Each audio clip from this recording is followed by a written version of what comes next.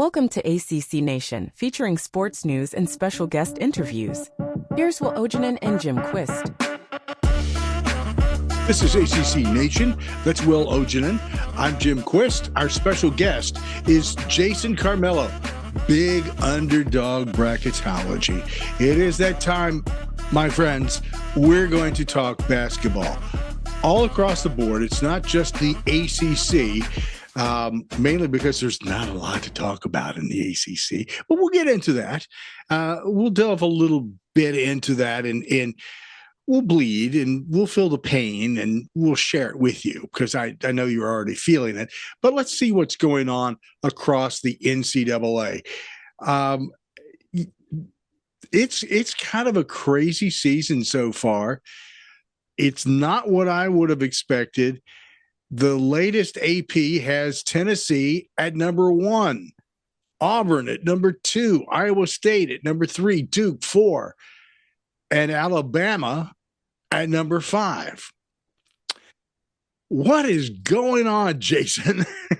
We need an explanation, something that makes sense about what's happening in NCAA men's college basketball. Yeah, it's awesome to be with you guys again. Thanks for having me. A lot of the schools that we traditionally have a conversation about in the fall in the SEC as football schools, right? The SEC as a powerhouse football program in conference has now kind of turned to an absolutely powerhouse in basketball. I mean, we're going to have a conversation here as we approach March and into March about the SEC this year having the most bids of any conference of all time. Right. Wow. So we're going to approach that 12, that number that the Big East back in the day had 11.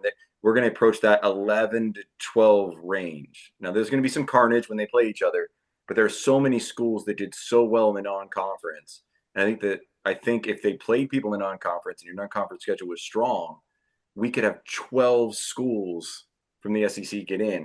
And leading the pack is Auburn. I mean, they've been really, really strong all year. Their only loss was to an ACC school, right? They made a trip to Cameron during the week and got beat. Duke's been really, really strong as well. Duke's only loss is late possession games against Kansas and Kentucky. And you're going to lose a couple of those games early in the year when you rely on 2 freshmen as they do. But Duke's been really good and improving every day.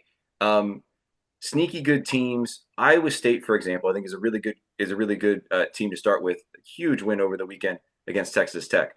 Iowa State over the last 4 years, under their new regime, they've really guarded. So Iowa State traditionally is one of the best defensive teams in the country. The problem is they can't score. This year, they're in the top 10 in scoring as well. So you're talking about a team that restocked their roster and recalibrated because they knew in the Big 12 they got wore down at the end of the year and they couldn't get baskets when they needed to. They played a game against Texas Tech in the 80s the other day, and that's something they couldn't do. So Iowa State is an absolute contender for the national title as well. They kind of get lost in the Midwest, but they're on the board as well. Bama, listen, when you play an Alabama team, and you mentioned that they're 5th in the AP poll, Bama is simple as this. They don't take mid-range jump shots, right? Nate Oates came from the school of math. Literally, he was a math teacher. And so it doesn't make any sense to shoot kind of the long 2-point shots. They either shoot dunks or they shoot threes. They get a rebound. They're looking to kick it out, shoot a 3, and keep reloading as well. They're always really athletic. And then, when you start to think about Tennessee and Marquette, some of those other talented teams, what's crazy is you look around the landscape and you have an older coach like Larinaga step out of the game, right? And he just, the portal, and we can talk about that a little bit. But you have someone like Rick Barnes, who was exiled out of Texas. Yeah, they thought maybe he's kind of past his prime, and he's exiled out of there. He's become the best portal recruiter in the country, right? When you get Dalton Connect, and then he's brought in Lanier this year, I mean, he's consistently bringing in phenomenal players to restock the shelves at Tennessee. I think Tennessee, listen, they had a tough trip to Florida. Florida's really good. Again, SEC schools. But, when you look at contenders, don't sleep on Iowa State, Alabama, and Tennessee. Let's talk about Rick Barnes for just a second. This is something that has just recently happened. He benched Lanier. Yeah. Guys cranking out 19 points per game on average. He's their leading scorer. And the reason according to Barnes, is he drew up a play. He said, "You're going to be the guy who shoots," Yep. and he didn't. Yeah. And he basically said, "Look, man, that's what you're paid to do." Yeah. He came right out, and I think everybody's kind of going, "Oh, he actually said what we've all been thinking," Right. But it's not surprising to me at all. But he's treating his players the same way I think an NBA coach would. Yeah. He's He's treating them like pros. And deliver. I think he's been around long enough and he's had enough confidence, and especially lately, that okay, so Linear or whoever it is, if they can't handle it, he'll go get somebody else next year. Right. I mean, he's not afraid to go and do that. I think there are some coaches that are feeling it out, still trying to get their feet underneath them. But he's treating them like pros. He's had pros recently, especially Connect, right? I mean, he was one of the best players in the country last year, first team All-American. And so it was jarring to hear it. It's the same thing as jarring. It's like, oh, they're talking about pay. That's what it is, right? It's pay to play. And especially at that level, they all have roles. And, I think the NIL has shaped it to there's a conglomeration of players coming in. You go to Big Ten Media Day and you spend time around the coaches. And you spent time around Musselman, who's the new coach at USC. Mm-hmm. And he has an entirely new roster, right? It's completely rebuilt.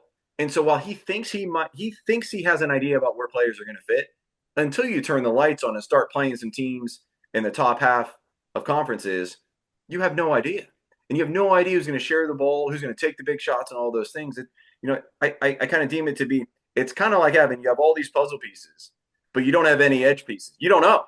Right? Like you don't know. And it's really hard to put them together quickly. And if you schedule tough early in the season in the non-conference and you rack up 3 or 4 losses, then you're chasing that the whole time. And then you start playing conference games with a tremendous amount of pressure, which is North Carolina doing now, right? A lot of pressure because once you get in that 10-12 loss range, you might not make the tournament. And I think that's what you got to be careful on. There's different schools of thought in how to increase your non-conference or not. But I understand a lot of these coaches now, they kind of ease up on the non-con to kind of wade themselves in until you know what you have. Well, another team I wanted to bring up who you have on your 2 line, and that's Marquette, a team that, well, this is kind of Shaka Smart's MO. It's like they're just going to fly under the radar, but be really, really good. And their 2 losses this season are to Iowa State and Dayton, both on the road, both very excusable losses. Also have 3 wins against the Big Ten, which some teams may not get to in the Big Ten this season. And Marquette has one of the best players in the country in Cam Jones. So enlighten us a little bit about Marquette. Yeah, Jones is phenomenal. Shaka was at his best early in his career at VCU.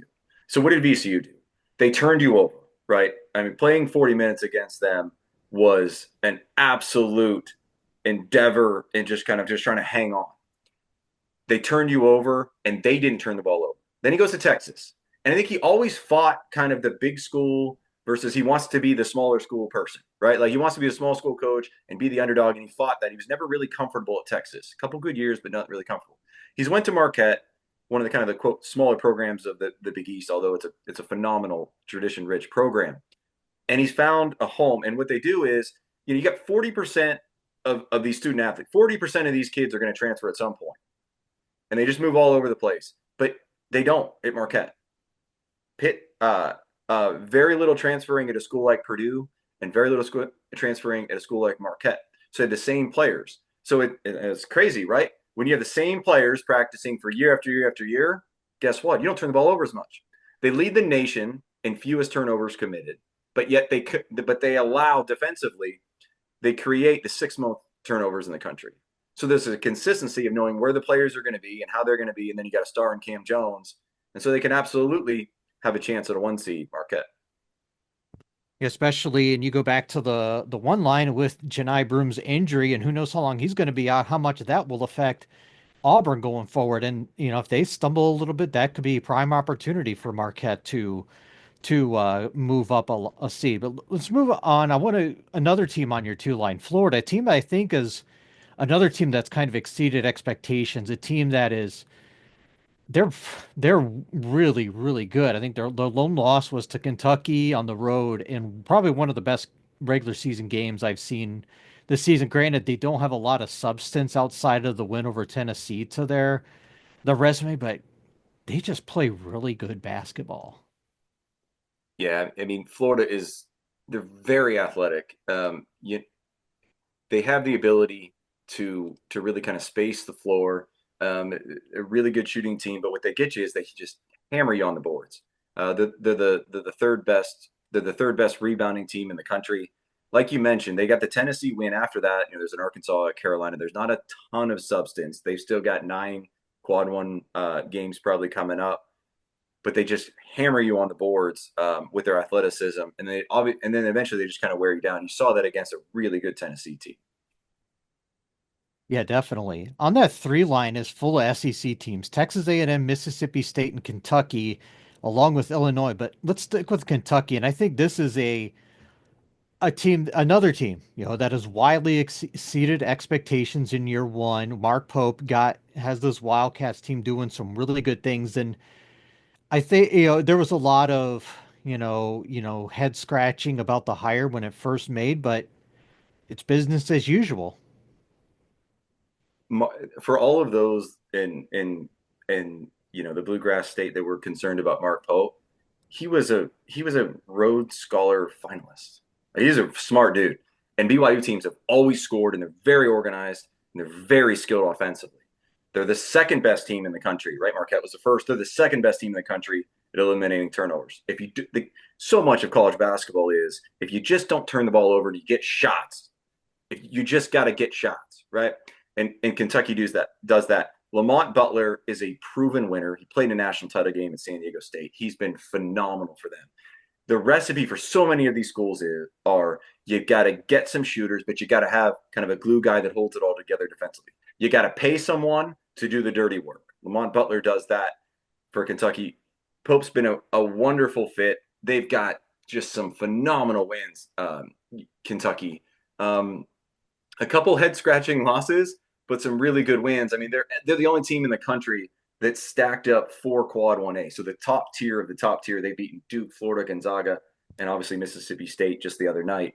Kentucky is very dangerous because they're just so organized offensively, and obviously at home they're a tough out at home.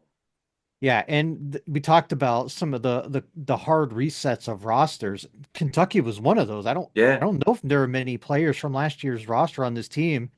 Mark Pope went and just got a really good team out of the portal, and hey, here we are. and here's the thing about Pope. If you're a Kentucky fan and you're listening and you're thinking about, well, can we sustain this? He got Amari Williams from Drexel. So if you watch the game and you watch Kentucky play, you would think Williams maybe came from Duke or transferred, something like that. He came from Drexel. So he identified the athleticism and the talent from a smaller school, brought him in, has been successful. That kind of thing is what will allow you to be successful for multiple years. Finding kind of those diamonds in the rough that you can turn them into. I mean, Williams may end up being second team or third team all SEC and a phenomenal SEC. So it's that kind of recruiting that'll help as well. Let's stay on that line. Illinois, they are the biggest pump in the recent poll, moving up 9 spots to number 13. I like how you put this in your bracket. What the Illini recently did to Oregon was R-rated. Yeah. How true. This team, I think, is one of, if they don't peak too early here, I think this is a team we're going to see in that top line eventually as well. They are just scary. They are incredibly talented, especially offensively. I put this in my write-ups, and I think at this stage of the season, and that's why I always try to have write-ups and analysis on my website for each team, every at-large team. It's not about what seed you are right now. It's about kind of the factors of where you are and where you're headed. So it's less about, oh goodness, my team's on the 4 line, and more about how is my team playing and what have they put in the barn from a wins perspective or bad losses perspective. I wrote earlier in the week, Illinois' ceiling is as high as any team in the country, right? Especially with Auburn getting nicked up, and they could play with anybody in the country, beat anybody in the country. The problem with Illinois is historically is they've been inconsistent. And it's funny. Sent that, got a note saying we've been inconsistent. They've been good. Yeah, about 2 years ago they had 3-seed talent. They played themselves into a 9-seed in a first round loss in the NCAA tournament. At times, they haven't been consistent. And what happened was, this past couple days ago on Saturday, they played USC. They're a 13.5-point favorite, and they got beat by 10. It's the consistency with Illinois. And their numbers all look good, but Illinois' biggest Achilles heel is they don't turn you over. And that's the way they've been. They get back on defense. They set up on defense. They don't create turnovers, which means they don't get a ton of easy baskets. So they have to shoot the ball well, and they usually do. But they're going to have nights when they don't, and then that's what scratches your head. A team like Marquette is a little bit different because they generate so many turnovers. They get easy shots. That travels. And sometimes Illinois, especially on the road, you saw that against when they got beat by Northwestern. They don't turn you over. That's the one thing that makes me a little nervous about them. I'm going to back up because we brought up Shaka Smart, and he is one of the leading candidates, quote unquote, for the position at Virginia. And he's not, there's a couple of guys in here that are worth talking about. But since we talked about Shaka and what he did at VCU and how he's made a journey through the ranks of the NCAA and done some different things in different places, speaks very highly of his ability to coach a team successfully. Give us some thoughts on not only Smart, but maybe some other folks, and I'll throw some names out here in just a second, about what you think. And Will, since you're big on the Virginia side of things, throw your 2 cents in here too about Shaka Smart actually taking over the Virginia program. What would he bring to the table? I think what Shaka would bring to this team is a little more like that. I think they bring some good toughness that I don't think that they've had the last couple of years. They're not, this Virginia team has not been a very good rebounding team the last 2-3 years. I think he would help with that. I think and this is something Jason brought up.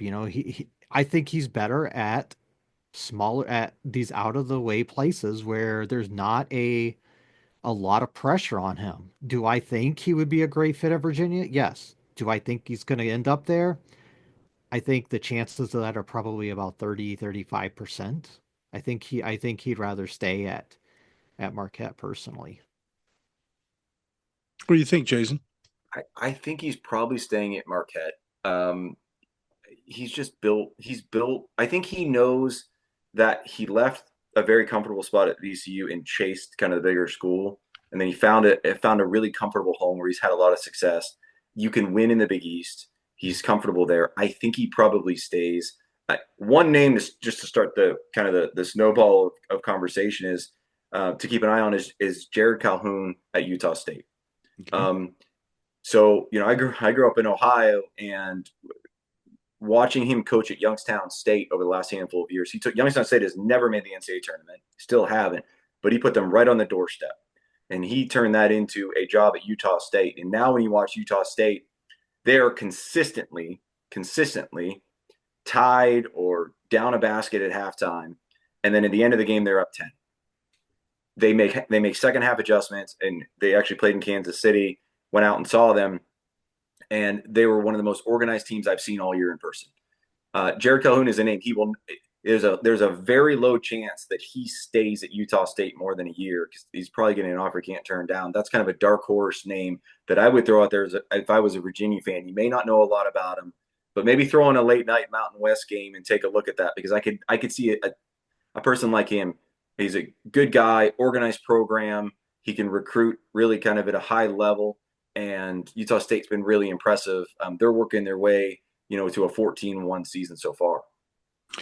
Let me throw out a couple of other names here that have been brought up and see what you guys think. Henderson, Byington, Odom, Richie, some of those guys, and very qualified, all of them, very qualified, and would bring a unique perspective to the Virginia program. It's going to be different based upon this conjecture of who would be coming into Virginia. I will just say it's not going to be defensively heavy as it was under Tony Bennett. Yeah, I don't think it's possible to be that defensively heavy, right? I mean, it'd almost be impossible. You know, Byington is a really, and Will would know this, right? That's a really interesting one, right? Because he has kind of some roots in the area. They were phenomenal at James Madison last year. That's one that you could see. Okay, I'm in the SEC. Whoa, I'm 12 or 13 teams deep here. If I can slide over the ACC, I can go back to grounds I've already recruited in my career, and maybe I can slot in there in the 4 to 6 range in a major conference, and maybe that's the right spot. That of the names you mentioned, that one sticks out at me. Yeah, I agree with Jason on that. I think there's a 1 and 1A, and that's one of them right there. We all know how hard it is to win at Vanderbilt at any sport Yes. outside of baseball. That's right. I think he's already exceeded last year's win total here, and the season's about half over. We talked about he's an amazing coach. He's done it, and another one that's done it everywhere he's gone. Ryan Odom, right across town at VCU. Right. He took over, he took UMBC to the tournament, beat Virginia, obviously had some success out of Utah State, is now at VCU, absolutely crushing it again. A guy who he did go to college in Virginia, not at Virginia, but he did go to college in Virginia. So I think he would be a good fit as well. So if you're going to ask me who my two leading candidates are, I think it's Byington and Odom personally. Interesting. Yeah, and some good candidates there as far as I'm concerned. Hey, since you Jason, since you brought up the Big East, let me throw this out. Since I always like to take the train off the tracks and see where it can meander and how far we can go in the mud. Excuse me, folks. I just recently read where Rick Pitino and Mike Krzyzewski were talking about, hey, maybe we ought to combine the Big East and ACC for basketball into a super conference. I'll just leave it at that and let you guys go ahead and give me your thoughts on that. Jason, you're up. All of these things sound okay when they're kind of, mentioned at a really high level. But then when you get into kind of the actuality of what happens, when you get these large conferences, you play the majority of the teams one time. And so much of it is just what the computer spits out in terms of your schedule. The best basketball conference over the last 5 years was the Big 12. And it was hands down the best conference. And it had 10 schools in it and an 18-game conference season. And so the other 9 schools, you played them home, you played them away, and everybody knew who the best schools were. And you always had those opportunities at home. Let me give an example on why really large conferences, and that's where the ACC is now, and it would only get larger. Louisville is really charging up the seed line, right? They struggled to start the year. I think in Atlantis, they, around Thanksgiving time, they really started to find their footing, right? They got wins over Indiana, West Virginia. They started to find their footing. A huge last week. They beat Clemson at home. They needed to cash in. They won at Pitt, right? Those are all amazing things. They're on a path towards a bid. Got it. But when you go to super conferences, you're at the mercy of what happens at the bottom of these conferences as well. The rest of the season, Louisville has 1 or 2 quad one, that's top tier games, the rest of the regular season. Their hardest game metrically is going to SMU, and their second hardest would be at home at Pitt. So if Pitt slides out of the top 30 in the net, their only quad one game the rest of the year is at SMU. The point of this is this. When you get these large conferences, you got some top teams, but you also have some teams at the bottom that you can't control how bad things are going to get. And if you stay down there, it's really hard to build a program. And you just don't get the consistency. You don't get the rivalries.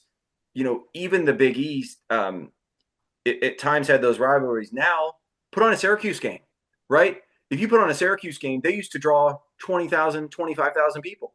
Now they're drawing, a handful of thousand people in that big, big dome because the rivalries aren't there anymore.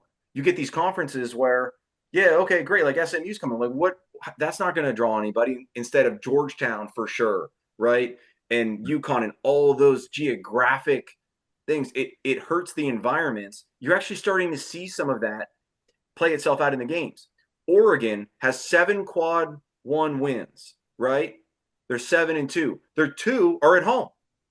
They struggle at home because they get Illinois on a Tuesday night, and people out in Eugene are like, okay, cool, but we don't need to. This isn't a rivalry, right? Like, what's going on here in year one?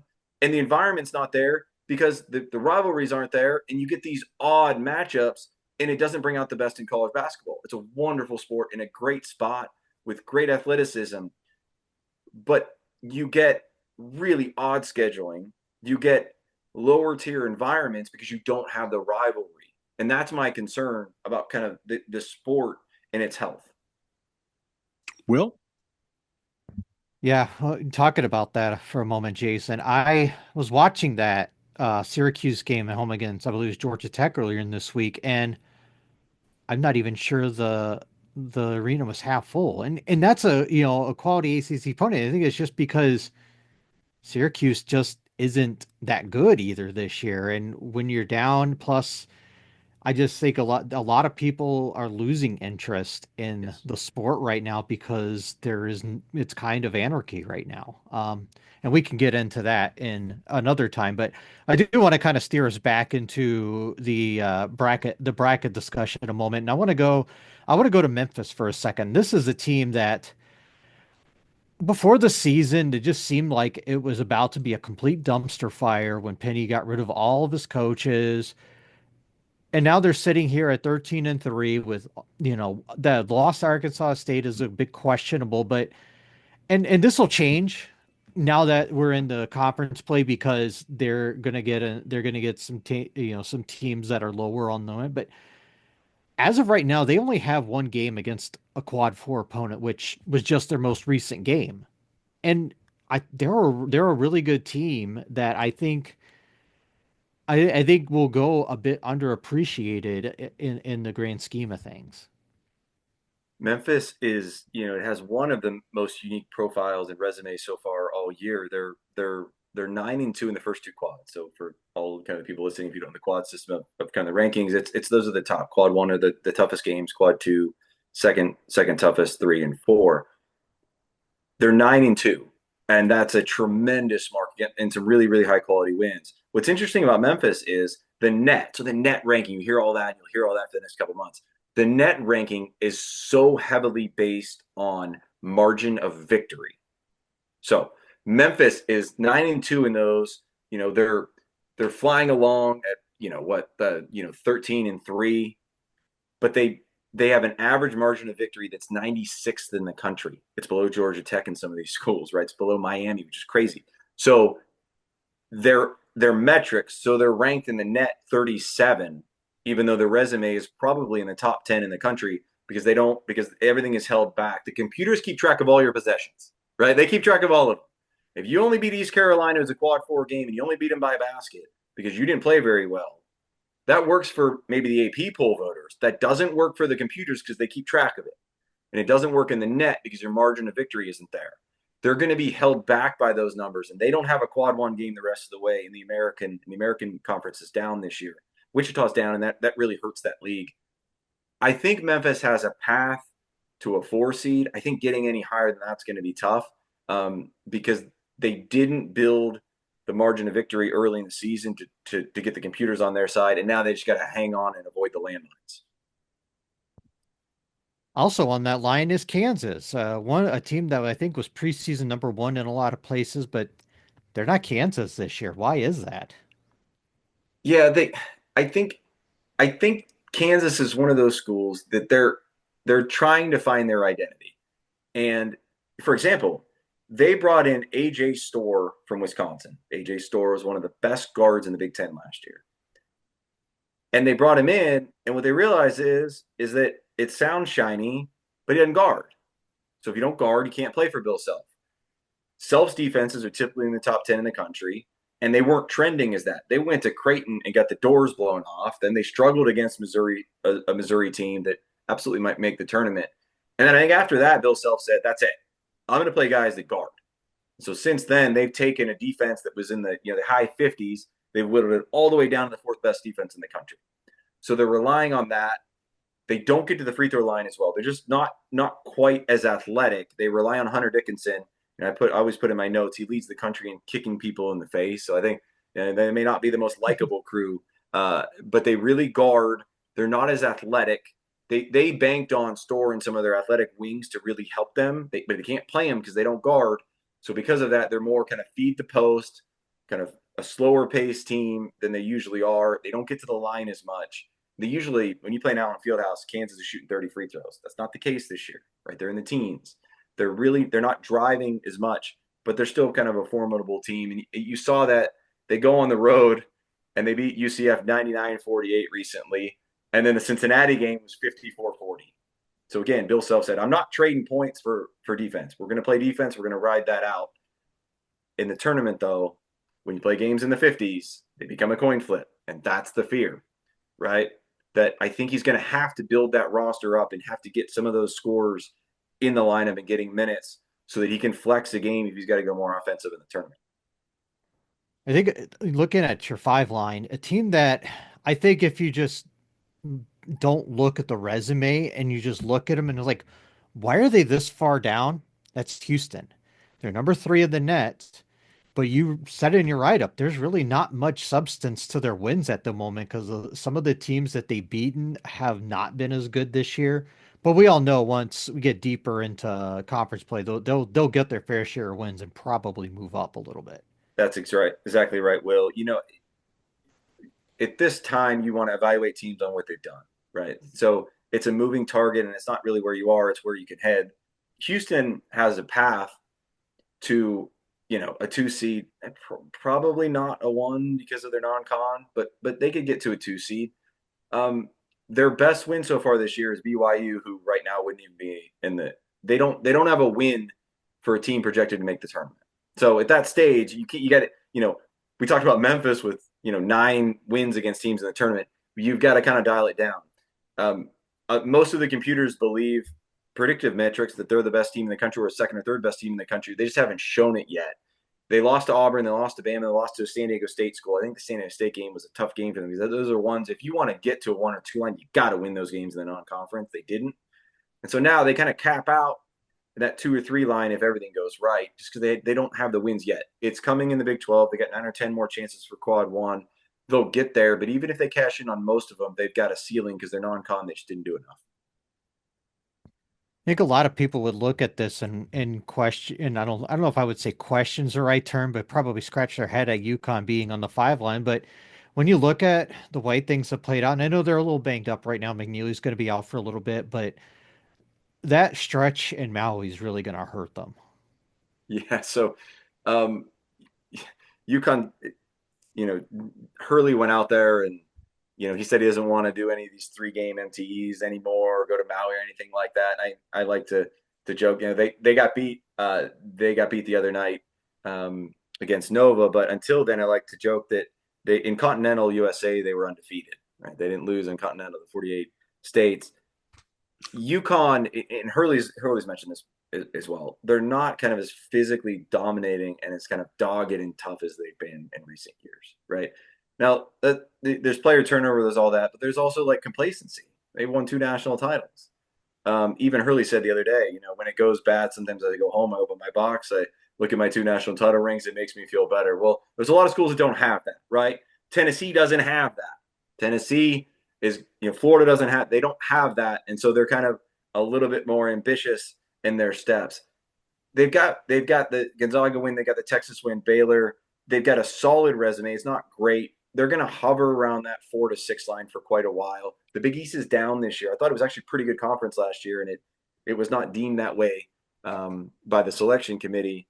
But I think Hurley's got enough toughness and enough experience that he could probably wiggle his way to that 5 line or so.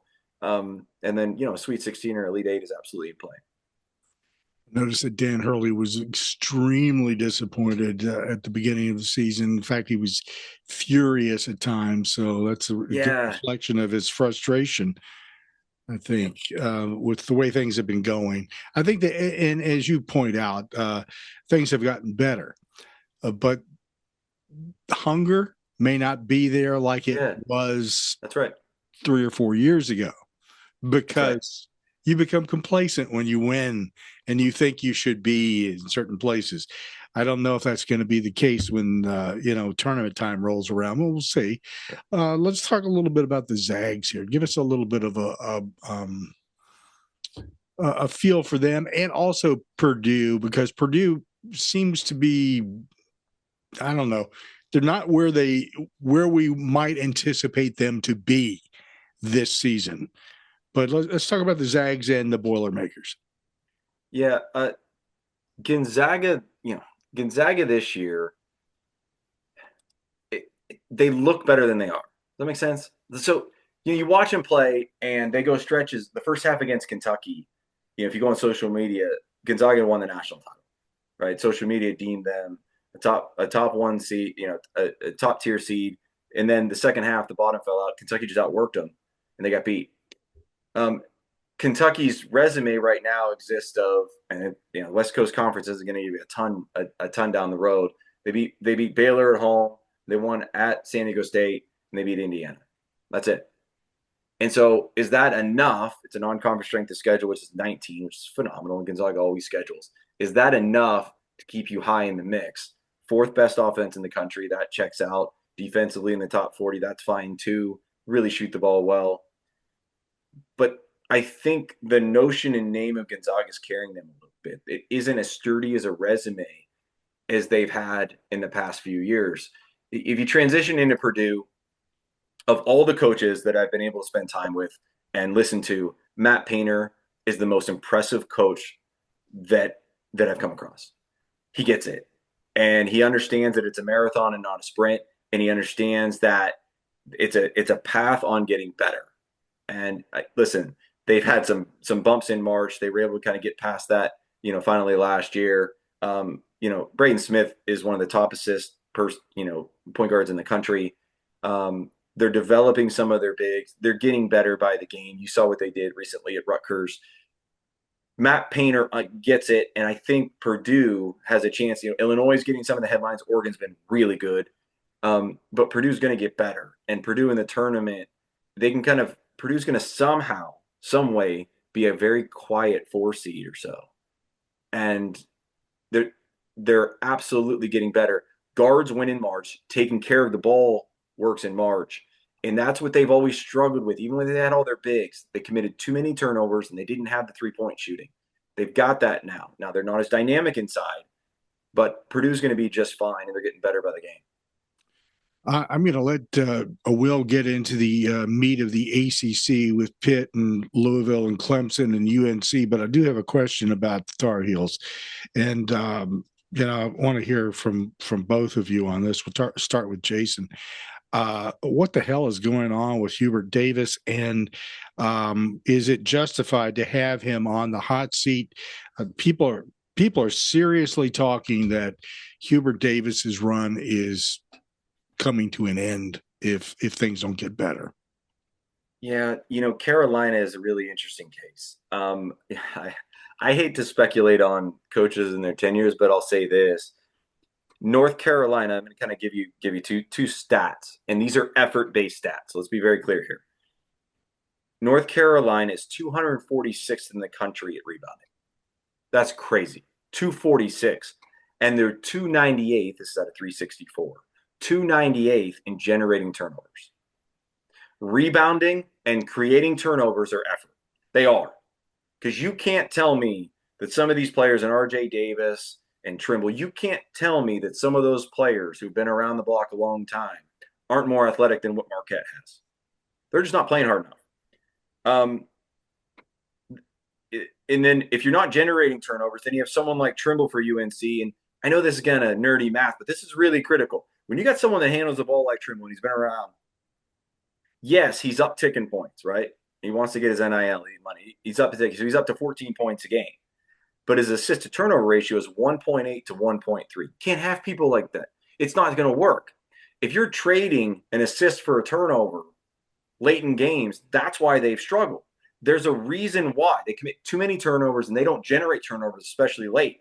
They're 1-6 in quad one wins, and that was a come from behind neutral court game against UCLA. The items that are effort based aren't there, and that's the concerning part, right? Like you miss shots, you miss threes. Tom Izzo's Michigan State team, they can't throw the ball in the ocean. Like they can't shoot from the perimeter at all, but they will kill you on the glass. That's effort. That's coaching. And when you start to see those cracks, that's why I think people are saying the things they're saying about Hubert. I think some of this to me is I think we now know how much Armando Bacot meant to this team. Yeah. You look at what and the numbers Jason just brought up are a big part of it. I mean, he was such a great rebounder, just a menace inside for 5 years, and he's gone, and now RJ Davis can't shoot because you don't have a big man that can take away pressure. And we talked about Elliot Cadeau. He's turning the ball over more this year. And yeah, he's also getting more assists right now, but he's turning it over more. And those are two of your big time players. And yeah, I don't think it's out of the question to put Hubert Davis on the hot seat, but at the same time, I don't think he's getting fired, at least based off of what we've seen right now. Yeah, I mean Davis is shooting 28% from three. I mean that's the bottom quarter of the country in terms of 3-point shooting percentage. To your point, that teams are just keying up on him, and you got to make adjustments. Like you have to make adjustments. There's no reason that North Carolina is 1-6 in big games, like with the experience levels that they have, and so they're getting out X and O'd. They're getting out hustled. Something's got to change quickly. You can only get away with a couple of those years in Chapel Hill, struggling with X's and O's and effort. Mm-hmm. And as far as resume goes, these next 4 games, they have Cal and Stanford at home, at Wake, and home for BC. You cannot lose. Yep. I think at Wake can be tricky. If there's a team that's not in your bracket, I think can make it. I think it's Wake because they're starting to shoot the ball better. They're not there yet because they don't have the resume, but I think they can shoot themselves back into the bubble picture. Personally, yeah, I agree. I think Wake actually has a better chance than SMU if you just kind of look long term. They defensively, Wake's been really good. At times, Wake struggled from three. For example, they're 340th in the country in 3-point shooting. So if they ever can start making some shots consistently, I think they're going to be fine. Wake's got a chance. They're kind of the outside looking in right now, but they've got some opportunities down the stretch against some good teams. So that'll improve their metrics if they can get some wins. Well, okay, so we might as well move on to the ACC a little bit. We talk about Pitt. They had a loss to Louisville yesterday, and I still think they're a really good team. I think, and we talked about them not really having a lot of substance. Same goes for Clemson, who you have on the 9 line, a team, and I still think they're good enough to get there, but this is the problem. And we've harped on this a little bit, just with the way the rest of the ACC is, that if you slip and where you have them, you are putting yourself right on the bubble if you lose to pretty much any team at home outside of Duke or Louisville. That's right. The bottom 10 teams in the ACC are really struggling this year. So they become landmines. And so on a quiet, sleepy Tuesday night, if you're not ready to go either on the road or at home, and you get these quad 3, quad 4 losses, these bad losses, and you get a couple of them, then you're going to struggle, because these teams, Pitt and Clemson, kind of for the outside viewer, they're having good years. Pitt's 12-4, Clemson's they're 13-4, but all that sounds better than it is. Listen, I've watched Pitt multiple times. Pitt can make a Final Four. Stay with me. Pitt can absolutely make a Final Four. They are veteran laced. Lowe's really good, 17-5. Leggett's really good with him at 17-6. Dunn's a phenomenal shooter. All those guys have a ton of experience. they can play. Those three players are absolutely able to carry you and win 3 or 4 games in March. The problem with Pitt is that while they're not bad at anything, like metrically, they're not bad at anything. They're not outside the top 150 in any statistic metric category there is. The problem is they're not quite great at anything. And so they kind of in this limbo that they always look a little better than they are, and they're not kind of grabbing the wins they need. They got a last-second win at Ohio State at the buzzer in overtime. And after that, and Ohio State may or may not make the tournament, probably won't. West Virginia, a home win, and then that's it. There's no other tournament wins. And so while it sounds good and Pitt is good, they can't drop games like Louisville at home. And they only have 4 quad 1 games left and a ton of landmines. They got to be careful. Clemson is in the we beat Kentucky, same as Ohio State. We beat Kentucky, and that's it. All our eggs in the Kentucky basket. They got to get off that quickly. They also have about 4 quad 1 games left. Hunter's phenomenal. Shufflin's just outworks everybody. He's really fun to watch. They're a very good 3-point shooting team and a really good free throw shooting team. And while they play a lot of people tough, they're not getting the quality wins either. Pitt and Clemson are very similar, and they're in the 8 and 9 range in the bracketology right now, and a lot of the brackets out there. But that's not safe. The 6 and up are kind of safe, right? They're kind of jockeying. They can absorb some losses. Anything past the 7 line from 8 all the way through, those teams are not in, and they're not even close to being in. And Pitt and Clemson are in that. Louisville's different. Louisville's different because last week they beat Clemson at home, and they won at Pitt. They've got some of the other wins stashed away, West Virginia. But they only, like we said, we only have 1 or 2 quad 1 games left. They're going to have to be careful, but they're getting much more organized. Hepburn's been really good from Wisconsin. Edwards is a really good player too. Louisville, if they can just they can't afford any more injuries, but they've done a tremendous job this year rebuilding the roster. Louisville's in the second best shape. Then I'd probably say Pitt, Clemson, North Carolina, and then kind of the SMU Wake Forest world. Looking at the teams kind of on the bubble, and I want to get into Indiana, a team that I don't know what to make of them one game. Yeah, they have a good record, but there are just some things about them that I don't like, yet they just continue to win. Yeah, sometimes you watch Indiana and you think 2 things. 1, I don't think they practice very hard. 2, I don't know if they like each other. And that's the world of NIL. People are calling for, should Woodson be the coach? And there's a lot of that. They spent a lot of money. Ballo came from Arizona, highly recruited, young freshman. But the problem with Indiana is it's a bit like, Illinois, it's consistency. They're just okay, right? They're just okay. And they're not a good perimeter shooting team. And you see this in games. When you go on the road, you got to make shots. You've got to make shots. And they're not, the 245th in the country in making threes. They really struggle on the road. You saw that at Iowa.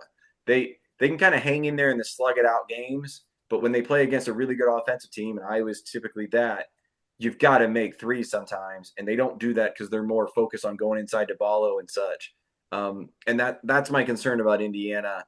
A win at Penn State kind of bolstered them for a little bit, but Penn State is struggling this year as well. So listen, if you make it this far in the season and your best win's at Penn State or something like in that world, right, like, you got a lot of work to do, and Indiana's in that boat.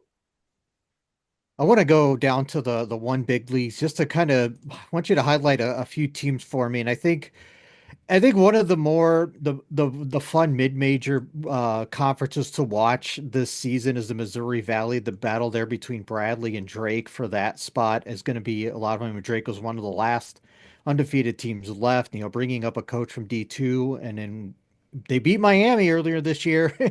And then UC Irvine, that's a team currently sitting 55th in the net. That is a really cool story. And then on the 13 line, McNeese State, obviously we know Will Wade's a great coach, probably won't be there much longer. So you just touch on those 3 teams for me.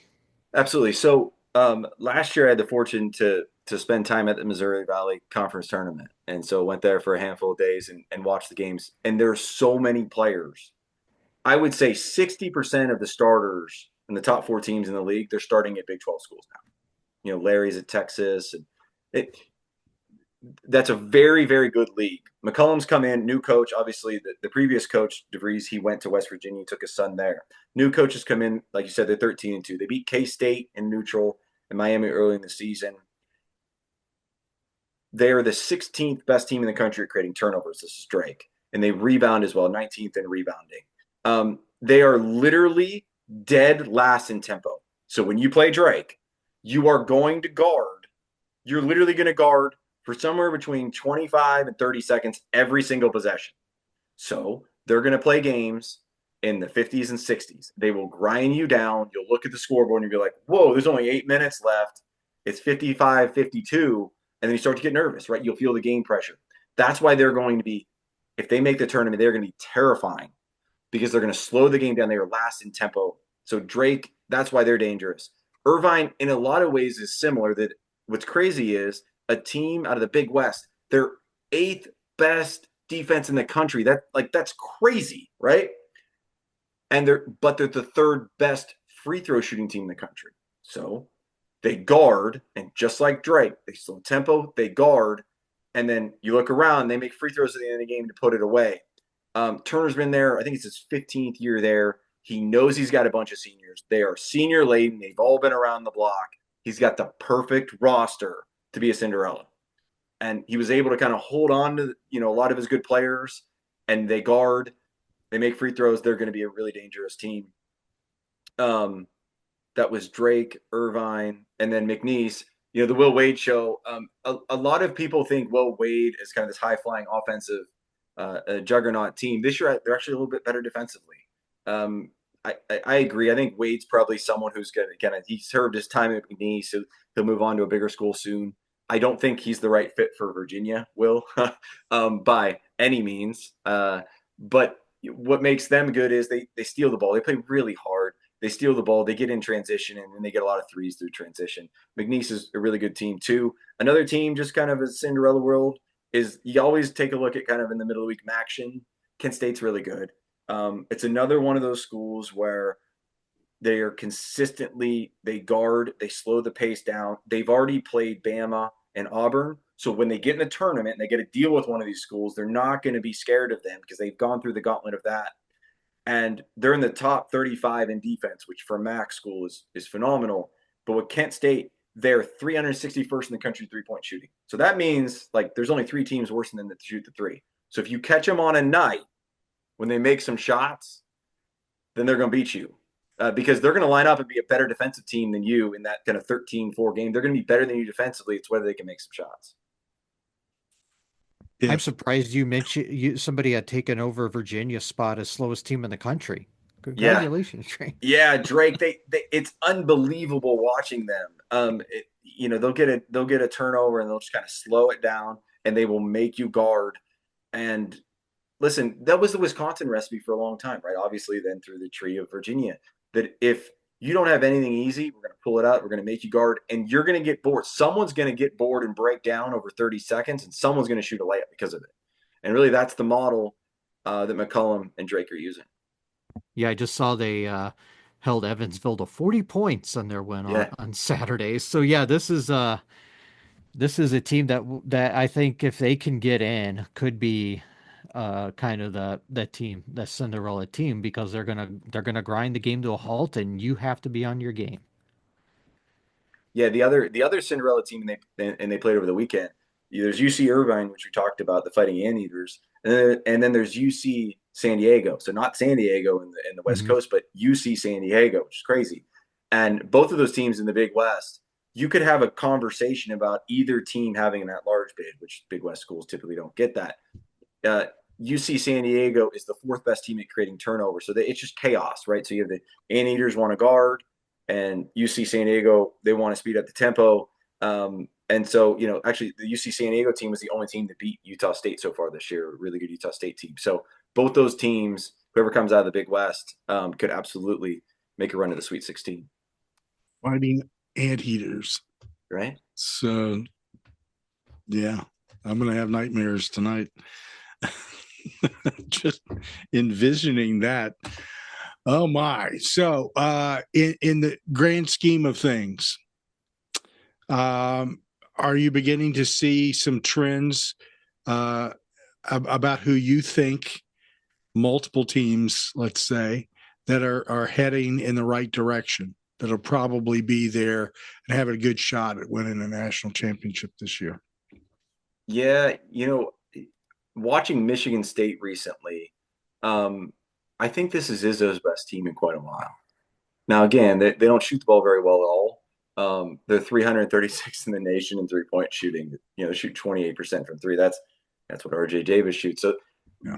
But stay with me here. They're third in the nation in free throw percentage. They're top 25 and they're top 25 in everything else offensively. So they wear you down and they play hard. If you listen to Izzo over this past year, it's really the first time he spoke glowingly about a team in a long time. He's got enough guard play there and enough experience with Akins guard wise, and then everybody else plays hard. They play together. They've really struggled recently to put the pieces together in the NIL era. They've been better there. And again, Iowa State, when you watch them, they're not kind of flashy and they don't do a lot of crazy things. But I am telling you, they have consistently been in the 70s and 80s in offensive efficiencies and in the top 5 or 6 in defense for the last 3 years. And so they always had a cap. Iowa State always had a cap of, yes, but you can't win 4 games and get to a Final Four and you can't score it all. This year, they're 6th in offense and 10th in defense. And that is really, really good. That gives you balance. If you need to play a game in the 80s, great. If you need to play a game in the 50s, great. And we talk about all these efficiencies and, what do they mean? What it basically means is this. When you need to navigate 4 wins to get to a Final Four, you're going to have to play a couple games outside of the tempo that you want to play. And so do you have enough firepower on offense to score? And do you have enough sturdiness on defense to get the stop? So when you need it. And Iowa State, I think, checks both those boxes, which it hasn't in a long, long time. So watching games, there's nothing more frustrating for me than to watch. It's not the players that I'm frustrated with in this particular instance. It's the coaching. Yeah. When you start having players that are bricking free throws, their free throw percentage is in the toilet, and they're throwing up threes from God only knows why, and missing them by a mile. And there's no adjustments made by the coaches. It's not the players that I'm concerned about. It's the coaching that I'm concerned about. That's where my frustration comes in. So some of the things that you're mentioning there is like, if you can't make those adjustments in game, which you should be able to do, and especially by now, because we're in January.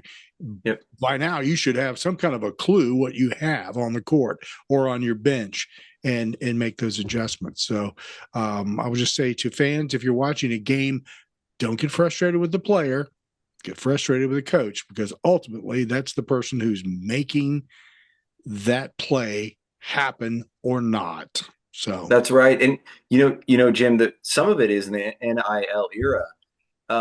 These coaches are afraid to take these kids out. So they see it as, we're paying this person 2 ways, right? As Rick Barnes said, we're paying this person so much to go get minutes, and they might have promised them a certain number of minutes and starts. And then the second component is, if I pull them now, they're going to get mad. If they get mad, they may not come back next year. You can't coach like that. No, but they are. They are, especially these young coaches trying to make a name for themselves at these bigger programs. They are afraid of what is going to resonate and happen if they make some of these drastic changes. But the reality is they get stuck in limbo, and then they end up 12th in the ACC. So you've got to make the hard decisions, and that's why I really respect Barnes for coming out and saying, hey, he's not doing what I asked him to do. I'll pull him out and get someone else to do it. That's right. Somebody else will. All right. You are over on Blue Sky these days, my friend. Yeah. That's a good thing. Glad to hear. Find me on Big Underdog, big-underdog.com. Again, I try not to just do bracketology. I try to kind of give analysis, quick hits. It's a quick read over a cup of coffee on why teams are where they are and what some of their trends might be. It's always good stuff, and that's why we always like to have you in, because you have a broader view of things rather than just a very narrow alley. So good stuff. Thank you, Jason, for joining us, and hopefully you'll be back before we get into the tournament. Absolutely. And we'll talk a little bit more about how things are sifting down through the screen. Jason Carmelo with Big Underdog Bracketology and a lot more. Thank you, sir. Appreciate it. Thanks, Hopefully guys. be back soon. Thanks, guys. Be well. Thanks. Thanks for listening to ACC Nation. Be sure to listen, like and subscribe to our podcast, radio, and YouTube channels by visiting accnation.net. Follow us on Instagram, X, Facebook, Mastodon, Threads, Blue Sky and Reddit at ACC Nation.